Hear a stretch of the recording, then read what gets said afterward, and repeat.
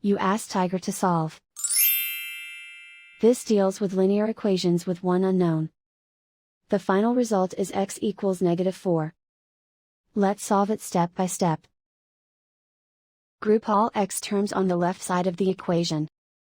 Subtract 6x from both sides. Group like terms. Simplify the arithmetic.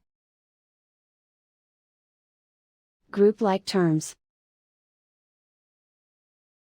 Simplify the arithmetic. Group all constants on the right side of the equation. Add 1 to both sides. Simplify the arithmetic.